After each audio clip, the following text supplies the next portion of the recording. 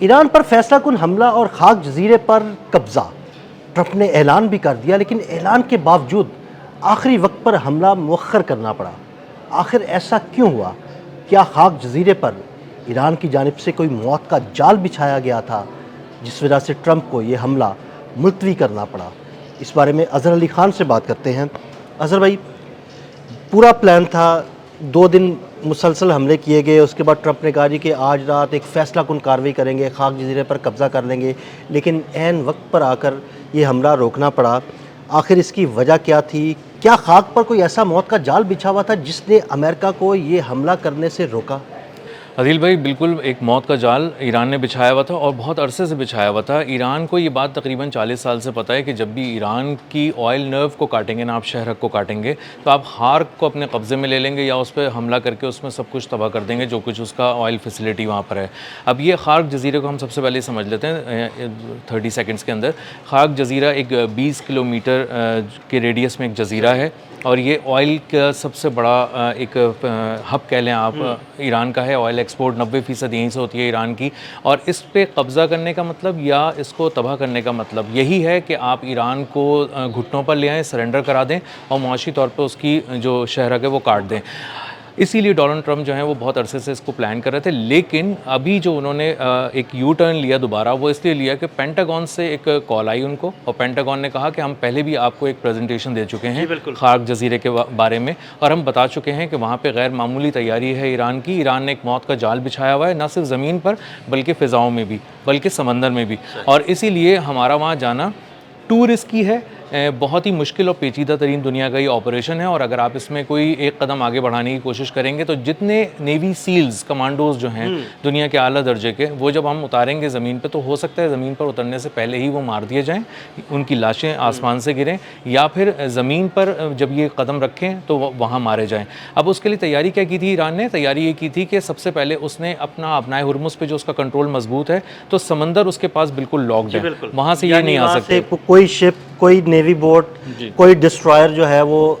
یہاں پہ موو نہیں کر سکتا آبنائے ہرمز میں یا خاک کے ارد گرد، یہ تو سمندروں پہ تو اس کی حکمرانی ہے۔ جی، اب مسئلہ یہ ہے کہ خارق پہ قبضہ کرنے کے لیے آپ کو C-130 طیارے سے یا کسی بڑے طیارے سے C-17 طیارے سے لوگوں کو گرانا پڑے گا، اپنے کمانڈوز کو نیچے پھینکنا پڑے گا، پیراٹروپرز کے ذریعے گرانا پڑے گا، اور جب وہ نیچے اتریں گے تو اس کے بعد وہ کامبیٹ سچویشن میں آئیں گے۔ اب ان سے نمٹنے کے لیے انہوں نے کیا کیا کہ سب سے پہلے آبنائے ہرمز پہ جو سمندروں پہ ان کا کنٹرول ہے، ڈرونز ہیں وہاں پہ، میزائل لگے ہوئے ہیں، مختلف قسم کے ہائپرسونک میزائل بھی لگے ہیں، بیلسٹک میزائل بھی وہاں پہ ہیں، شارٹ رینج میزائلز بھی وہاں پہ لگے ہوئے ہیں، تو وہاں سے بحریہ تو بالکل سپورٹ نہیں کر سکتی امریکہ کی۔ اب انہوں نے وہاں پہ مین پیڈز بھی وہاں پہ لے کے آئے ہیں، اور سینکڑوں مین پیڈز لائے ہیں۔ مین پیڈز کا مطلب یہ ہے کہ کندھے پر رکھ کر لانچر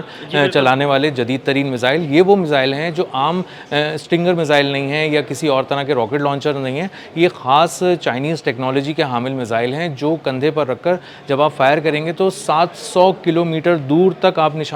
نشانہ لگا سکتے ہیں اگر دشمن کو۔ کلومیٹر بہت رینج ہے جی، اور اس میں آپ لاک بھی کر سکتے ہیں، دشمن کو دیکھ بھی سکتے ہیں، اور دشمن اپنے طیاروں سے اتنی دور نہیں دیکھ پا رہا ہوتا 700 کلومیٹر تک، تو جب آپ کندھے پر رکھ کر ایک میزائل فائر کریں گے تو اس کے مس ہونے کا چانس بہت ہی کم رہ جاتا ہے۔ اسی طرح انہوں نے وہاں پر جو سمندر پہ نہ صرف اپنی بحریہ کو مضبوط کیا ہے بلکہ انہوں نے وہاں پر مائنز بچھا دی ہیں، بارودی سرنگیں جو بچھائی گئی ہیں اس کے قریب، خارق جزیرے کے قریب، اس کے بعد ان کی نیوی کا یہاں قریب آنا۔ سمندروں میں تو ممکن نہیں تھا، لیکن کیا یہ ممکن تھا کہ کسی C-130 طیارے کے ذریعے میرینز کو وہاں پر اتارا جائے؟ کیونکہ ایرانی میزائلوں کی رینج میں C-130 طیارہ بآسانی آ سکتا ہے۔ جی ایسا ہی ہے، C-130 کو یہ پہلے بھی جو ہے وہ تنگ کر چکے ہیں، نشانہ بھی بنا چکے ہیں، لو ہائٹ پہ نشانہ بنا چکے ہیں، اور بہت بلندی کے اوپر اس کے سگنلز کو ڈسٹرب کر چکے ہیں۔ تو اب انہیں اندازہ یہ ہوا کہ اگر وہ جارڈن کی طرف سے آئیں گے یا وہ مشرق وسطیٰ کی طرف سے آئیں گے تو جس طرف سے بھی وہ آتے ہیں تو ان کو ایک طرح کی جیمنگ ملے گی، GPS جیمنگ یا سیٹلائٹ جیمنگ کسی طرح کی بھی، جس سے اس کے طیارے کو پرابلم ہو سکتی ہے، اور اگر وہ لو فلائٹ پہ لا کر اپنے لوگوں کو، پیراٹروپرز کو نیچے گرانا شروع کرے گا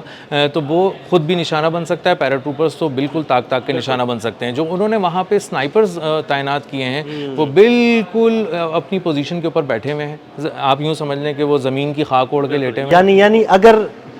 पैराट्रूपर्स जो है C-130 तैयारे से उनको उतारा जाए और उतर भी जाए, जी फॉर एग्जांपल खाक जजीरे पर उतर जाए, तो वहाँ पर जो स्नाइपर्स बैठे हुए हैं वो चुन चुन कर उनको निशाना बना देंगे। चुन चुन के निशाना बनाएंगे, उसी वक्त ड्रोन हमले भी होंगे और उसी वक्त शॉर्ट रेंज बैलिस्टिक मिसाइल्स के ज़रिए भी हमला किया जाएगा। तो इस कदर और मैन पैड्स के ज़रिए भी जब वो तैयारों पे हमला करेंगे तो तैयारे बौखला जाएंगे, तैयारे के पायलट्स बौखला जाएंगे, और जो ये सील्स नीचे उतर रहे होंगे ये अभी अपने आप को मैनेज ही नहीं कर पा रहे होंगे कि कॉम्बैट सिचुएशन में हवा में ही आ जाएंगे, और ज़मीन से जो इंसान स्टेबिलिटी के साथ फायर कर रहा है वो ज़्यादा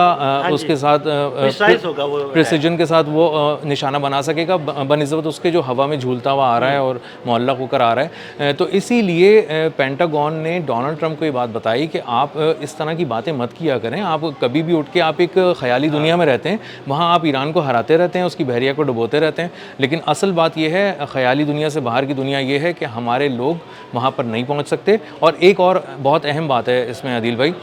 ईरान ने इस बार ये इंतज़ाम भी कर लिया है कि जैसे ही कोई तैयारा टेक ऑफ करेगा किसी भी मशरिक़ वस्ता की बेस से या किसी भी अमरीकी बहरी बेड़े से किसी तरह का भी तैयारा, तो उसको वहीं से अब ट्रैक करना शुरू कर दिया गया। जी, अब उसके आने उनका ट्रैकिंग सिस्टम इतना पावरफुल हो गया कि आप उसको वहीं से ट्रैक कर लेंगे और पता लगता रहेगा कि भाई इस वक्त उसने टेक ऑफ कर लिया है,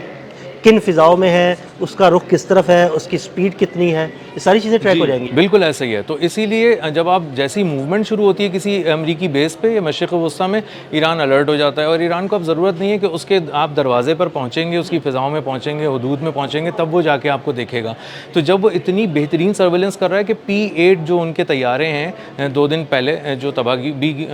रिपोर्टेडली किए गए वहाँ पर, जी जी, तो वो डिएगो गार्शिया की एयरबेस से जब उड़े हैं और वेस्टर्न यूरोप से जब उड़े हैं तो ईरान को यहाँ पर पता था और वहीं से ट्रैक कर रहे थे उसको। वो ट्रैक कर रही है कि भाई ये उड़ गए हैं, अब ये उर्दन में उतरने वाले हैं, उसको सारी एक एक लम्हे की इन्फॉर्मेशन थी। और अगर आप जॉर्डन से उड़ाते हैं अपने C-130 तैयारों को अपने नेवी सील्स के ज़रिए या फिर इसराइल की तरफ से लाते हैं, तो ये सारे एयरपोर्ट जो हैं और ये तमाम बेसिस जो हैं वो लॉक्ड हैं, और वहीं से जो भी जैसे ही कोई टेक ऑफ करेगा ईरान की नज़र में आ जाएगा। और आप सोचें कि उसको फिर मारने के लिए कितना बड़ा मार्जिन ईरान के पास है और कितना वक्त है ईरान के पास कि वो अपनी पसंद की जगह पे मारेगा, अपने पसंद के वक्त पे मारेगा, जिस मकाम पे वो समझेगा वो उसको बेहतर बनाएगा। हो सकता है कि वो अपनी ज़मीन पे आने भी ना दे और वो समंदर में निशाना लगा के वहीं अगर भाई इतनी ज़बरदस्त ईरान की जो हिकमत अमली है, ईरान का सिस्टम है, वो दिन ब दिन जो है ना अपग्रेड होता जा रहा है, चीज़ें उन्हें पता लगती जा रही हैं, तो ट्रंप क्यों इस तरह की बेवकूफ़ियाँ करता है रोज़? असल में डोनाल्ड ट्रंप को कुछ ना कुछ चाहिए ना, रोज़ाना कुछ फीड करने के लिए अपने मीडिया को चाहिए। उनको अब सुबह उठ के जब मीडिया उनसे सवाल करता है कि जी बताइए वो ईरान तबाह हो गया क्या, बर्बाद हो गया,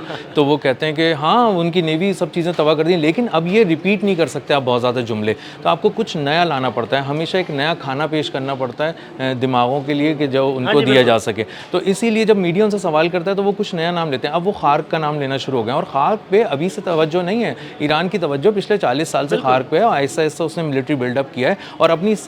इस वाले एपिसोड में जब उन्होंने कहा कि हम खार्क पे उतरेंगे, और पिछले 2 महीने के दौरान वो अपनी गैर मामूली मिलिट्री मूवमेंट करके अपनी बहुत सारी चीज़ें, बहुत सारा दिफाई सामान खार्क पे ले आया है, और उसको पता है कि खार्क पर अगर उसने 10% भी कब्ज़ा करने की इजाज़त दे दी किसी तरह या वो मुमकिन हो गया तो ईरान का तो बहुत बुरा हाल हो जाएगा। और इसीलिए उनकी ज़िंदगी मौत का मसला है, और इसीलिए वो वहाँ तक आना तो बहुत दूर की बात, उसके आधे रास्ते पे ही मार देंगे सब। बहुत शुक्रिया अज़हर भाई, बिल्कुल अज़हर भाई ने बड़ी तफसील के साथ इस सारे मामले पर रोशनी डाली कि क्यों ट्रंप की जानिब से आखिरी वक्त पर यह हमला मुअख्खर किया गया।